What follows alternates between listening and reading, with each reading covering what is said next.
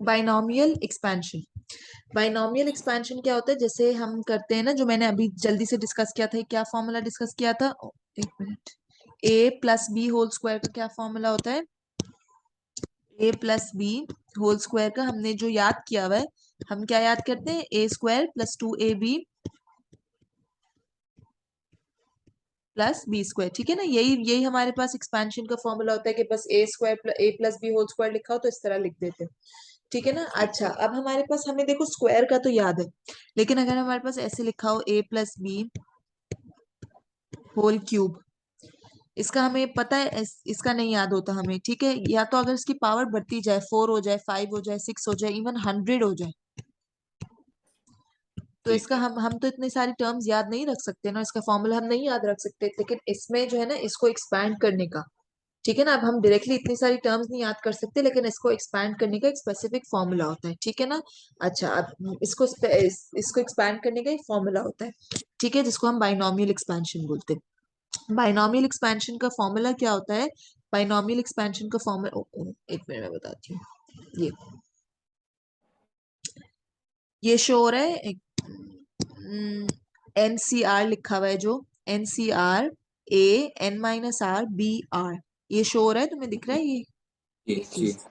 ठीक है ना। अच्छा, पहले मैं बताती हूँ कि इसमें N क्या है, C क्या है, R क्या है, सब समझाती हूँ, थोड़ा सा वो लगेगा लेकिन आसान है।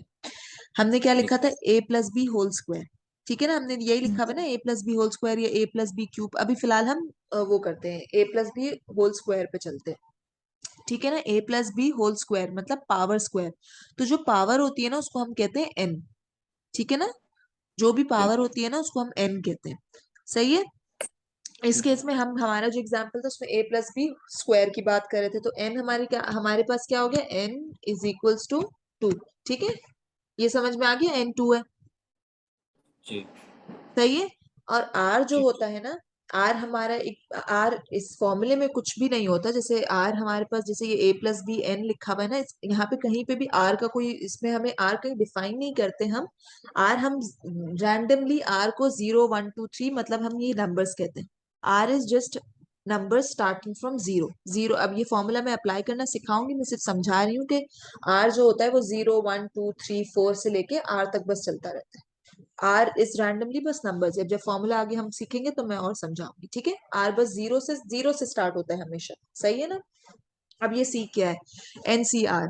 अच्छा, मैं बताती हूँ, ये जो है, तुम्हारे पास कैलकुलेटर है ना, कैलकुलेटर में ये होता है, ये देखो मल्टीप्लीकेशन के ऊपर लिखा है ना NPR, और डिवीजन के लिखा है NCR।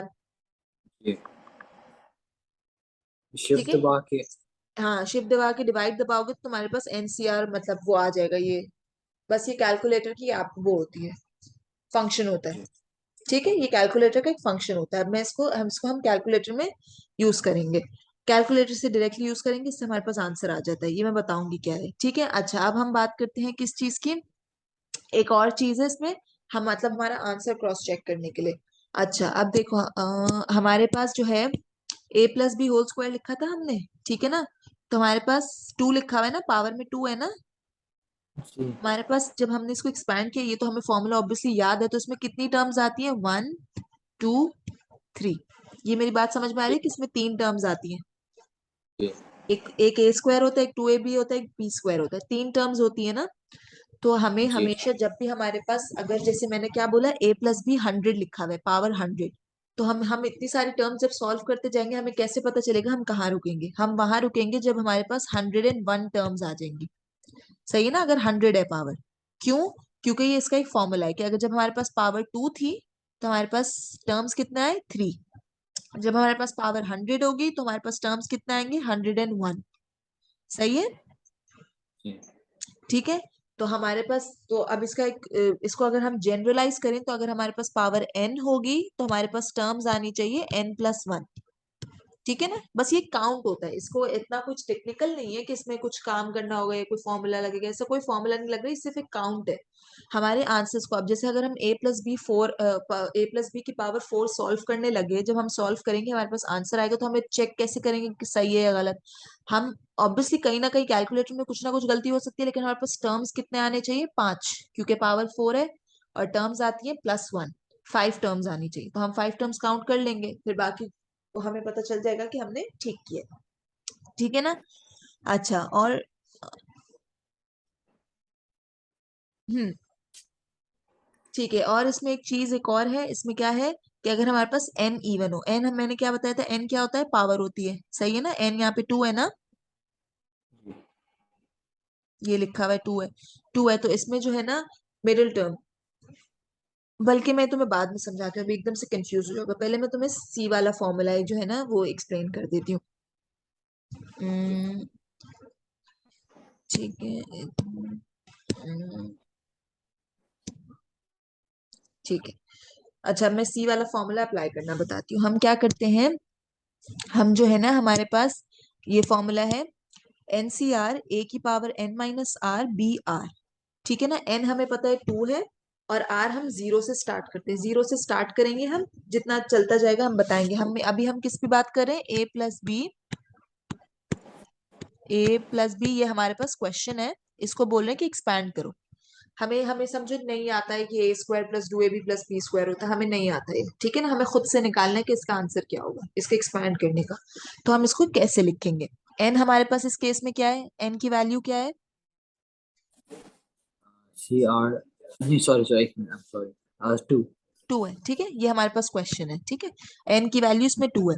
अब ये जो हमारा फॉर्मूला है ना, ये हमें अच्छी तरह से याद होना चाहिए, ठीक है ना। तो हम क्या लिखेंगे, एन की प्लेस में हम लिखेंगे 2c, और आर की आर हम कब से स्टार्ट करेंगे, 0 से स्टार्ट करते हैं, मैंने यहाँ पे बताया हुआ है ना 0 से स्टार्ट करते हैं, तो ये 0 से स्टार्ट किया, मल्टीप्लाई बाई, ये सब मल्टीप्लाई हो रहा है, तो इसको मतलब इतना कंफ्यूज नहीं होना कि क्या लिखा हुआ है, ये सारा एक साथ मल्टीप्लाई हो रहा है।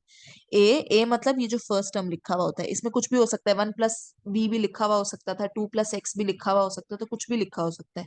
ए का मतलब फर्स्ट टर्म, और बी का मतलब ये जो यहाँ बाद में लिखा हुआ है, ठीक है ना। चलो अभी हमने ए और बी ले लिया, तो इसलिए ए से स्टार्ट करते हैं। ए की पावर एन हमारे पास क्या है 2 माइनस, और आर हमने यहाँ पे क्या लिया, 0 लिया है, तो अब ऊपर भी हम 0 ही लेंगे, ठीक है ना।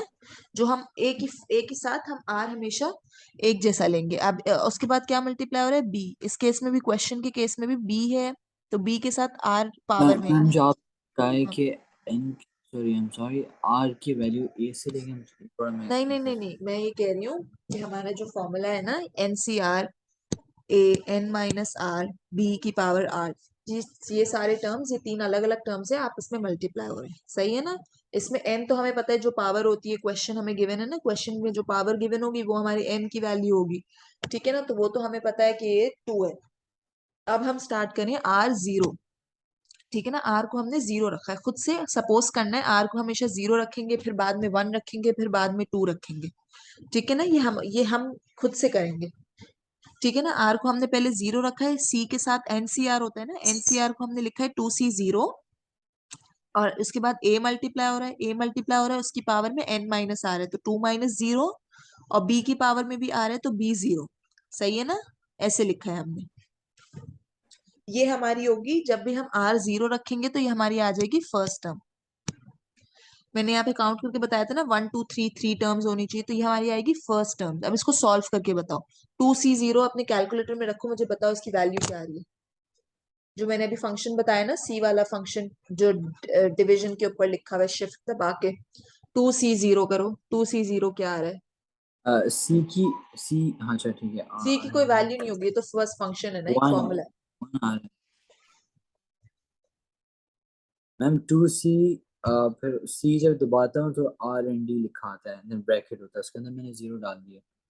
हाँ 0 डालोगे, हाँ तो वन वन आ रहा है। 1 आ रहा है ना, देखो आ गया इसमें जी 1। अब ये सारे टर्म्स आपस में मल्टीप्लाई हो रहे हैं ना, तो ए की पावर क्या है, 2 - 0 = 2 ऑब्वियसली, मतलब 2 ही लिख सकते हैं ना, 2 - 0 तो 2 ही होगा, मतलब ये पावर में है।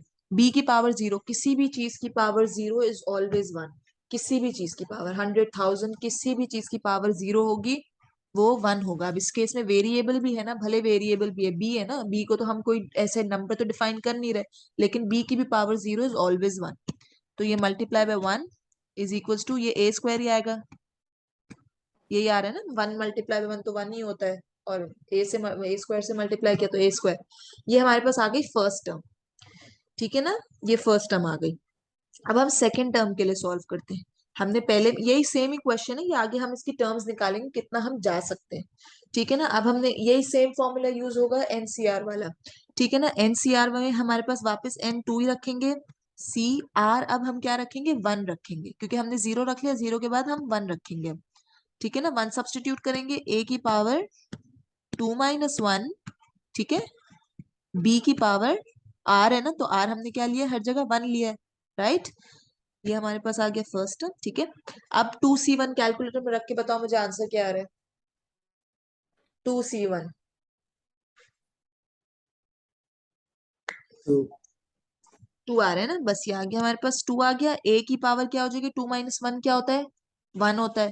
तो ए की पावर 1, इसको हम डायरेक्टली ए भी लिख सकते हैं ऑब्वियसली, और बी की पावर 1 वही बात हो गई, बी एक ही बात है ना ऐसे, ये सब मल्टीप्लाई और आपस में, ये आ गया हमारे पास सेकंड टर्म। ठीक है ना, ऑब्वियसली इससे ज्यादा तो सॉल्व नहीं हो सकता, हमें पता चल रहा है। हमारे पास फर्स्ट टर्म आ गया A², सेकंड टर्म आ गया 2AB। अब थर्ड टर्म, थर्ड टर्म निकाल थर्ड टर्म हम निकालते हैं, यही सेम क्वेश्चन ही हमारा कंटिन्यू हो रहा है। ठीक है ना, A+B² थर्ड टर्म कैसे निकालेंगे, अब निकालेंगे हम 2C। अब हाँ, आर हमने पहले 0 लिया, फिर 1 लिया, अब 2 लेंगे, आर 2 लिया, A की पावर 2 - 2। सही, मैं लिखती जा रही हूँ ना, तुम समझते जाओ कि मैं कौन सी वैल्यूज कहाँ कहाँ सब्स्टिट्यूट करी हूँ। बी की पावर 2, बी की पावर ऑब्वियसली आर है, तो आर हमने हर जगह 2 लिया है, तो बी के साथ भी 2 लेंगे। सही, अब 2C2 निकाल के बताओ क्या आ रहा है। 2C2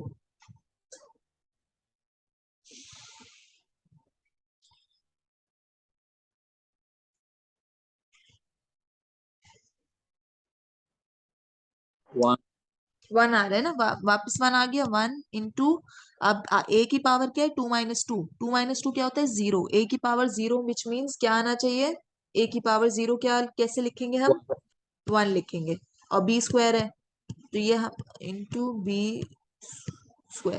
ठीक है, तो ये हो जाएगा इक्वल टू B²। ये हमारे पास आ गया क्या, थर्ड टर्म। फर्स्ट टर्म आ गया A², सेकंड टर्म आ गया 2AB, थर्ड टर्म आ गया B²। इस सबको हमने ऐड करके लिख लिया, A² + 2AB + B²।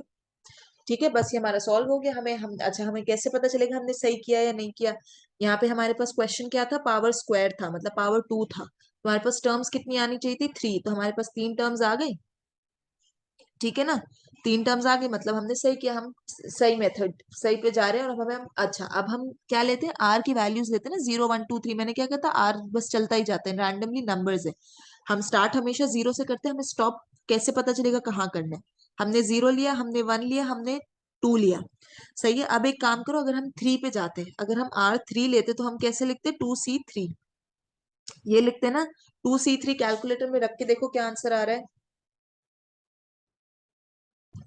Syntax error दे रहा है। हाँ, क्योंकि ये आगे सॉल्व ही नहीं हो सकता। जब हमारे पास ये दोनों n और r की वैल्यूज इक्वल हो जाए ना, जैसे n भी 2 हो गया, r भी 2 हो गया, तो हमें पता चल जाता है कि हमें बस ये सॉल्व करना है और यहाँ स्टॉप कर जाना है। ये हमारा लास्ट टर्म है। ठीक है ना, लास्ट वैल्यू हमारे क्वेश्चन, मतलब जो आंसर हम निकाल रहे हैं उसकी लास्ट वैल्यू, क्योंकि जब भी ये r अगर बढ़ जाता है ना, जैसे 2C3 मैंने बताया, तो ये आगे सॉल्व नहीं होता। तो हमें आर हमेशा 0 से स्टार्ट करना है, 0 से जहां जब भी 0 रखेंगे तो वो चीज हमारी फर्स्ट टर्म होगी, फिर 1 रखेंगे तो सेकंड टर्म, 2 रखेंगे तो थर्ड टर्म, और अगर जो भी मतलब जिस हिसाब से पावर होती है हमें उतनी वैल्यूज निकालनी होती है। ये तो हमने समझ में आ गया ना कि अगर 100 पावर है तो 101 वैल्यूज आनी चाहिए तुम्हारे पास। बस ये एक दफा क्रॉस चेक कर लेना होता है, और जब हमें पता चल जाए एन और आर जब जिस फॉर्मूले में जाके इक्वल हो जाए ना, जैसे 2C2 हो गया था, तो मतलब हमें यहाँ स्टॉप कर देना, हमारा आंसर आ गया, खत्म। हम 2C3 नहीं कर सकते, क्योंकि ऑब्वियसली जब एन आर अगर एन से ग्रेटर हो जाए, ये देखो मैं ये कहना चाह रही हूँ, आर अगर एन से ग्रेटर हो जाए ना इस फॉर्मूले में, तो ये सॉल्व नहीं होता आगे। ठीक है ना, अब इस सब में कोई क्वेश्चन है किसी भी फॉर्मूले में कहीं पे कुछ भी। मैम मैं आई एम सॉरी, लेकिन मैं ये वाला जो पार्ट है ना, ये वाला नहीं, सॉरी, पिछले जो 10 मिनट का जो पार्ट है वो मैं एक और दफ़ा सुनूंगा उसको, बिकॉज फर्स्ट टाइम मुझे इतना समझ नहीं आया, काफ़ी सारी चीज़ें मेरे सर के ऊपर से गई हैं। एक ठीक है, ऐसी ठीक है, चीज़ें हैं जो मुझे खुद समझ, तो मैं इसको वापस लूँगा and then I ask you the questions I have. ठीक है। मैंने वैसे भी मीटिंग रिकॉर्ड की है, मैं इसको अभी ड्राइव पे अपलोड कर दूंगी, दोबारा से सुन लेना, ये फॉर्मूला एक दफा देख लेना, फिर इसके हम जब प्रैक्टिस क्वेश्चंस करेंगे तो मैं और समझ में आ जाएगा। बस इसमें कुछ भी नहीं है, एनसीआर वाला फॉर्मूला है ना, ये बस अप्लाई करने आना चाहिए। इसमें कैलकुलेटर का ही फंक्शन होता है मुझे पता है, लेकिन थोड़ी सी टेक्निकलिटीज है। एक दफा जी रिकॉर्डिंग दोबारा सुनना, अगर समझ नहीं आए जी, तो फिर हम नेक्स्ट क्लास में बात करेंगे, उसके प्रैक्टिस क्वेश्चंस भी करेंगे, तब और क्लियर होता जाएगा। ठीक है, इंशाल्लाह। ठीक है। Thank you so much. Thank you.